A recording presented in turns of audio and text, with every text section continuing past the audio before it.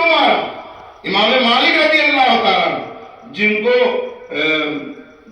جو مدینہ شریف میں رہا کرتے تھے اور ننگے پیر رہا کرتے تھے، ادب و احترام کا کوئی وہ نہیں ہے، دائرہ نہیں ہے.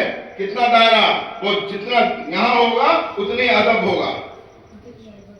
ایک بلرامپور کے مولانا عبد المنان صاحب تھے، انہوں نے بتایا کہ امام اعظم کے 3 شاگرد، ایک امام محمد، ایک امام یوسف، ایک امام جعفر رضی اللہ تعالیٰ عنہ، سب سے زیادہ جو شہرت یافتہ ہے، دنیا سب سے زیادہ جنہیں جانتی مانتی ہے، پہچانتی ہے، وہ ہے حضرت امام یوسف، حضرت امام مالک. تیسری نمبر پر گئے امام جعفر، جنہوں نے شرح معانی الاثار کتاب تحریر فرمائی. تو حضرت مولانا عبد المنان صاحب اللہ کو انہوں نے سنایا کہ 3 میں سے 2 کیوں مشہور ہیں. یہ حضرات کہیں پڑھتے تھے، امام اعظم کہیں سے آتے تھے.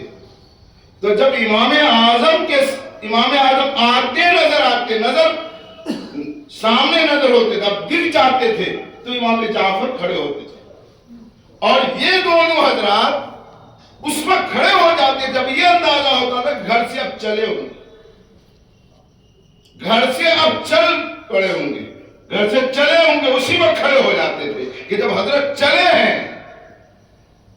اور حضرت صاحب ہدایہ درس دے رہے تھے، آپ درس دے رہے ہیں پھر کھڑے ہو جا رہے ہیں، درس دے رہے ہیں آپ کھڑے ہو جا رہے ہیں.